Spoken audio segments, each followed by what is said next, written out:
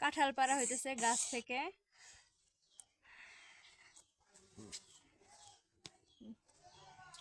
কূপ দিলে পড়বো দেখো। হ্যাঁ দেখো সাবধান।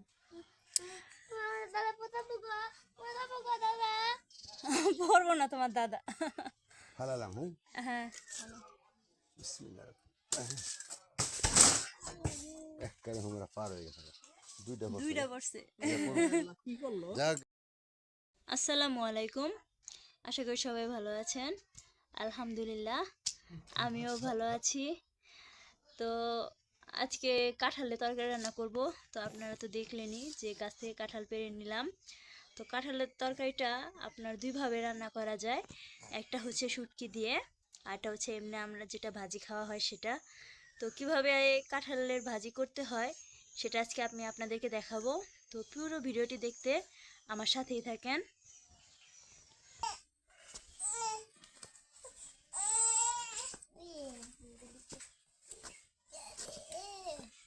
বাপরে বাপ।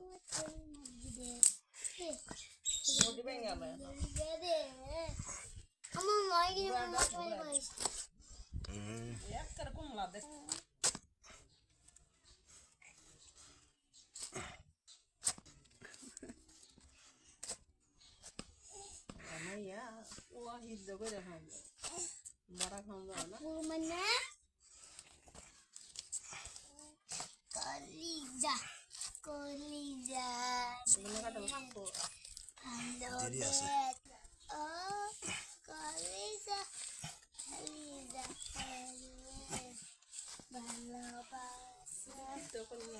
না আমি কইছিলাম ওটা সিদ্ধ করবো, মেটে নিলাম। আসলে ডাহাতে ভালো হয়েছে।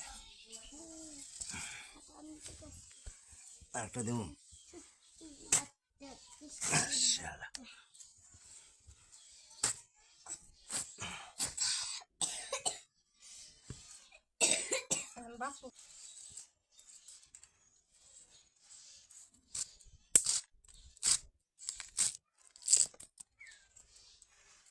देखो माँ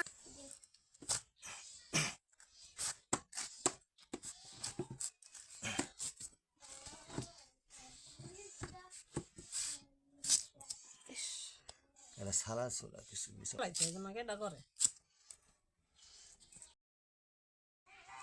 ওইলা কাটল খাওয়ান যাইতো না, ওদা কুমলা কাটল।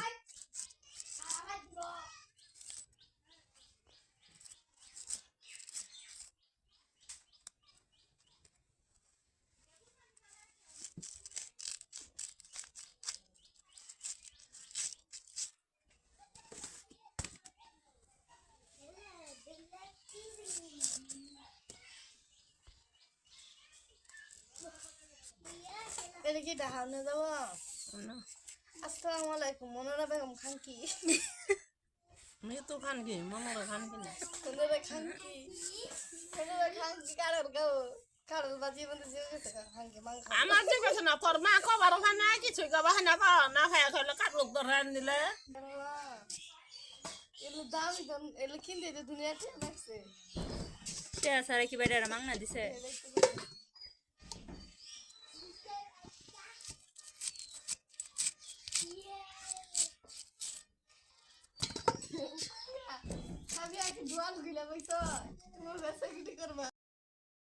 কাঁঠাল ভাজি করার জন্য কাঁঠালটাকে এভাবে গোল গোল করে কেটে নিছি। এটা হচ্ছে কাঁঠালের যে কোষটা, সেই কোষটা আপনার কেটে নিছি। আর এখানে হচ্ছে যে কাঁঠালের যে অংশটা আছে সেই অংশটা এরকম লম্বা লম্বা করে কেটে নিছি। এটা শুটকি দিয়ে রান্না করব। তো এটা হচ্ছে শুটকি দিয়ে রান্না করব, আর এটা হচ্ছে ভাজি রান্না করব। তো চলেন দেখি কিভাবে রান্না করি। তো কাঁঠালটা ভালো করে ধুয়ে নিছি, কাঁচা কাঁঠাল এখনো বাড়তি হয় নাই, এখনো কমলাই আছে মানে কচি আছে। তো ভালো করে ধুয়ে এখন ভাপ দিতে বসাইছি চুলায়। কারণ ভাপ দেওয়ার উদ্দেশ্য এটাই যাতে কালো যে কষটা আছে কাঁঠালের সেই কষটা যাতে বের হয়ে যায়, আর আঠা আঠা যে ভাবটা আছে সেই ভাবটা যাতে না থাকে, তার জন্য কাঁঠালটা এখন ভাপ দিয়ে নিতেছি।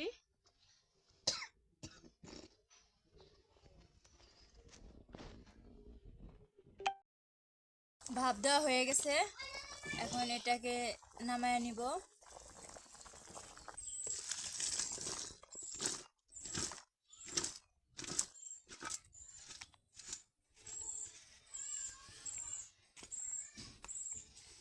তো কাঁচা কাঁঠালটাকে একটা বড় জালির ভিতরে চেলে নেওয়া হইলো। কাঁঠাল তরকারি রান্না করার জন্য প্রথমে কড়াইতে তেল দিয়ে দিলাম, তারপর পেঁয়াজ দিয়ে দিলাম। পেঁয়াজটা লাল লাল করে ভেজে নিব। এখন দিয়ে দিলাম গরম মশলা, তেজপাতা, এলাচ, দারুচিনি।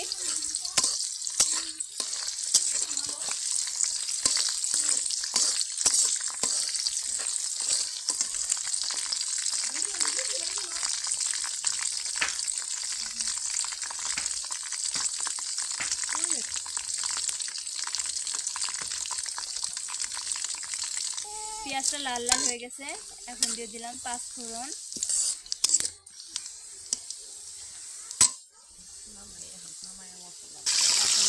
এখন দিয়ে দিলাম কাঁচামরিচ কুচি।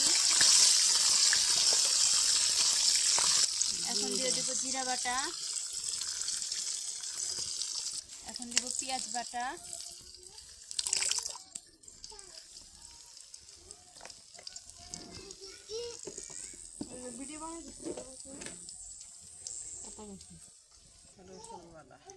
রসুন বাটা,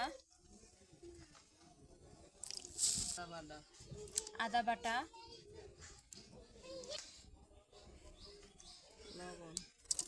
এখন দিয়ে দিয়েছি লবণ পরিমাণ মতো, হলুদের গুঁড়া,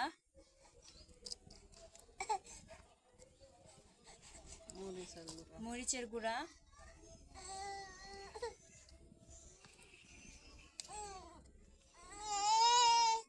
ধনিয়ার গুঁড়া,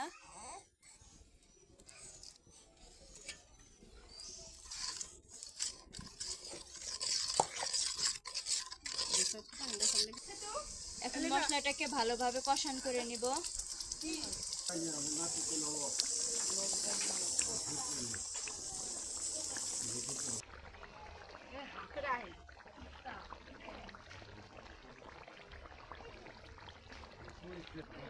তো এত তেল দেখে হয়তো অনেকে ভাবতেছেন যে এত তেল কেন দিছে। আসলে কাঁঠাল তরকারিতে অনেক তেল দিতে হয়, কারণ তেলটা অনেক টানে তরকারিটা, তার জন্য তেলের পরিমাণটা একটু বেশি দেওয়া হয়েছে। মশলা কষানো হয়ে গেছে, তো এখন কাঁঠালগুলো ঢেলে দেওয়া হতেছে।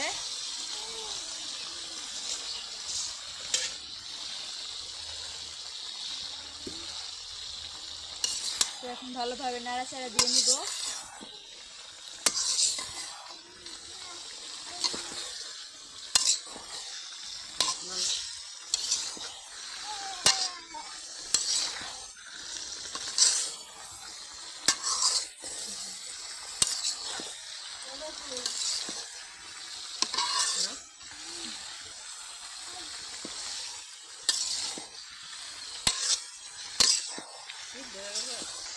তো কাঁঠালটাকে ভালোভাবে কষান করে নিব এখন, তার জন্য এখন দিয়ে দিব সামান্য পরিমাণে পানি।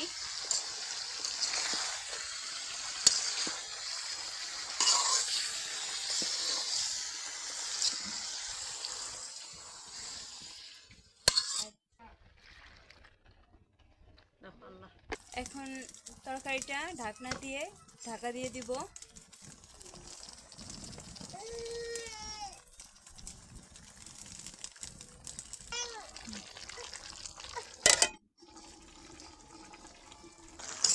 তো তরকারি কষান করার জন্য যে পানিটা দিয়ে দিয়েছিলাম সেই পানিতেই তরকারিটা হয়ে গেছে। তো আলাদা করে আর কোনো পানির প্রয়োজন হবে না। তো তরকারিটা আপনার আর কি একদম শুকনো শুকনো করে নামাইতে হয়।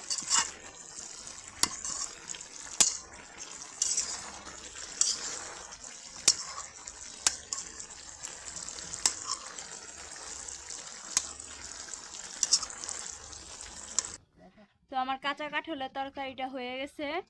তরকারিটা নামিয়ে নিছি, এখন তরকারিটা একটা বাটিতে তুলে নিব। তো কাঁঠাল তরকারিটা আমি একটা বাটিতে তুলে নিলাম। তো কাঁঠাল তরকারি কীভাবে রান্না করতে হয় পুরো প্রসেসটা আপনাদেরকে দেখিয়ে দিলাম। তো ধন্যবাদ সবাইকে আমার ভিডিওটি দেখার জন্য। ভালো থাকেন, সুস্থ থাকেন, আল্লাহ হাফেজ।